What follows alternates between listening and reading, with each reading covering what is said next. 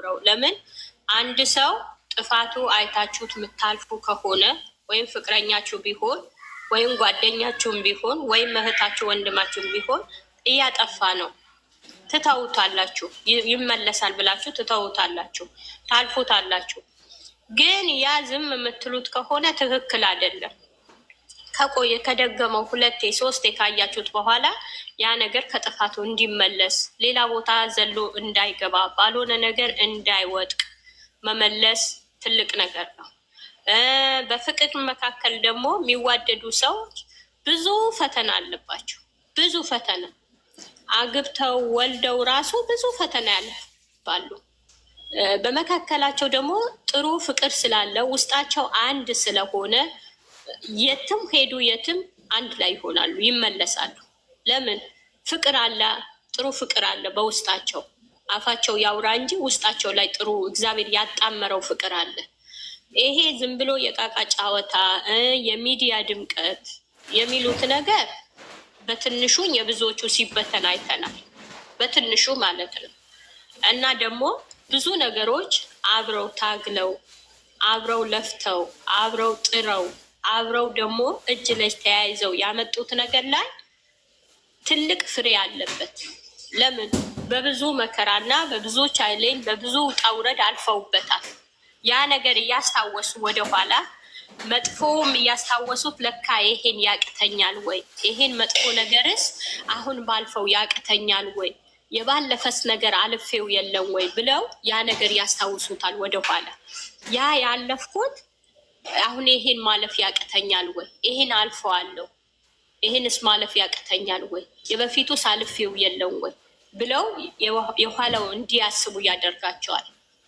ንጹህ ልብ ካላቸው፣ የዛን ሰው የሚወዱት ከሆነ፣ የዛን ሰው ፍቅር ካላቸው፣ የዛን ሰው በቃ ከውስጣቸው የተጣመረ ፍቅር ካላቸው፣ ይሄ የጊዜያዊ ወይም የአይን ፍቅር ሳይሆን ይሄ ዝም ብሎ የቃቃ ጨዋታ ሳይሆን ከውስጥ የተናጸ ከእግዚአብሔር የተሰጠ ፍቅር ከሆነ ያ ነገር ብዙ ቻይለኞች፣ ብዙ ውጣ ውረዶች፣ ብዙ መከራዎች፣ በሰው ግፊት፣ በሰው ጥላቻ፣ በተለያየ ነገር ሊመጣ ይችላል። ምንም ሊጥሰው አይችልም። ምንም ሊያፈርሰው አይችልም። ለምን? ንጹህ ፍቅር ነዋ ያላቸው። ንጹህ ፍቅር አለ።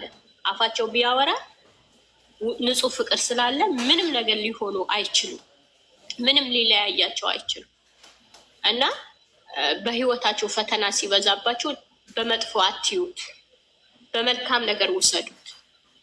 ለምን? ፈተና ይበዛባቸዋል። በሁላችንም ፈተና አለ። እግዚአብሔር የሚወደው ሰው ነው የሚፈትነው።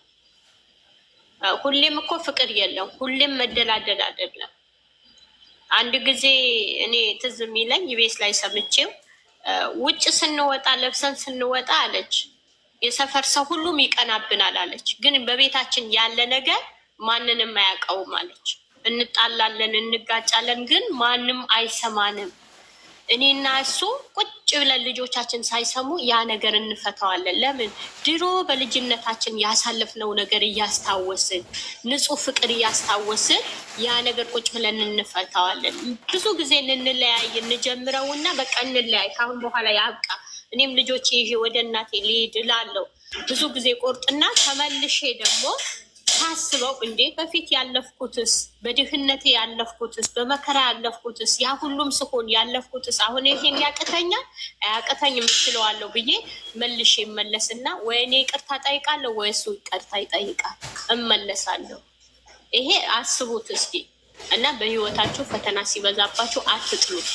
ነገ ለመልካም ነው። ነገ ጥሩ ነገር ይዞ ይመጣል።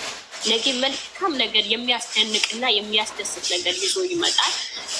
በህይወታችሁ ፈተና ሲበዛባችሁ አትጥሉ። ጥሩ ነገር ይዞላችሁ ስለሚመጣ ነው ፈተና የሚበዛባችሁ። ወርቅ መሆኑ በሳት አይደለም የሚፈተነው። መልካምም ነገር እንደዛው ይፈተናል። ሳይፈተና አይሆንም። አትጥሉ በህይወታችሁ። እና አሁን እኛ ብሩኬ እና ሀይሚ በጣም እንወዳቸዋለን። በጣም ነው የምናከብራቸው። በጣም ቦታ እንሰጣቸዋለን። በጣም እንወዳቸዋለን። ቀን በቀን ስቀው አይደለም ሲመጡ መጠበቅ ያለብን፣ ጥላቻዎቹም መጠበቅ አለብን። ለምን? ነገ ብርታት ይሆናቸዋል፣ አቅም ይሆናቸዋል። ነገ ሌላ ነገር እንዲያልፉ ያደርጋቸዋል። ነገ ትዳራቸው ውስጥ ሲገቡ ያ ነገር ጥሰውት እንዲወጡ ያደርጋቸዋል። ያ ነገር እንዲያልፉ ያደርጋቸዋል። ልጆች ይወልዳሉ፣ ልጆች ያመጣሉ። በትንሹ የሚሸነፉ ከሆነማ ነገ ትዳር ውስጥ ሲገቡ ልጆች ሲወልዱ አይችሉትማ። አሁን ጠንክረውት ያለፉት ነገር፣ በብዙ መከራ ያለፉት ነገር ነገ ምርኩዝ ይሆናቸዋል። ነገ አቅም ይሆናቸዋል። እንዴ በፊት አልፌያት የለም? በፊት ያ ሁሉም ስታደርገኝ አልፌያት የለም? በፊትስ ያ ሁሉም ሲያደርገኝ አልፌው የለም? ዛሬ ይሄን ያቅተኛል የሚል ነገር ይኖረዋል። ብሩክ የሚል ነገር ይኖራታል ሀይሚ። ለምን ዛሬ በዚህ በልጅነታቸው ተቋቁመውታል። ዱላው ተቋቁመውታል። የሰውን ምላስ ተቋቁመውታል። ብዙ ችግሮች ተቋቁመው አልፈው ወጥተውታል። ከወጡት በኋላ ለነሱ ትልቅ ጥቅም አለው ብዬ ነው ማስበው። እኔ ሁሌም ሳስበው ማለት ነው ትልቅ ጥቅም አለው። ትልቅ እጅግ አስተዋጽኦ አለው። ትልቅ ነገር ላይ አለው። የኋላቸው ብዙ ግፊያ አይበዛባቸው፣ ብዙ ነገር አይበዛባቸው። ይችሉታላ። የመጣ ቢመጣ ተጋፍጠውት ይወጣሉ። ዛሬ ችለውታላ። ዛሬ አልፈውታል። በትንሹ የሚሸነፉለት ከሆነ ይሄ ጥሩ አይደለም። መሸነፍ የለባቸው፣ ማሸነፍ ነው ያለባቸው። የነገያቸው ማሸነፍ አለባቸው። ጥሩ ፍሬያቸው ሊበሉት፣ ጥሩ የደረሰ ያቆጠቆጠ ፍሬያቸው እንዲበሉት ያ ነገር በቃ ጥሰውት እጅ አንሰጥም፣ እኔ እጅ አልሰጥህም፣ አንቺም እጅ አትስጪው፣ እኔም እጅ አልሰጠው ብለው ተያይዘው ጥሰውት መውጣት ነው ያለባቸው፣ ማለፍ ነው ያለባቸው። ስራ አትስሩ አይደለም፣ ይስሩ። በመልካምም ይስሩት፣ በተለያየም ነገር ይስሩት። ትምህርት ብዙ ትምህርት ያዘለ ነገር ነው የእኛም ይዞልን የሚመጣ። ሁሌም ፍቅር ነገር ይዞላችሁ ከመጣ ምንድን ነው የምትማሩ ከነሱ? ሁሌም እኮ ጥላቻም ሲኖረው እንዴት ለቤቴስ እነሱ ተጣልተው ታር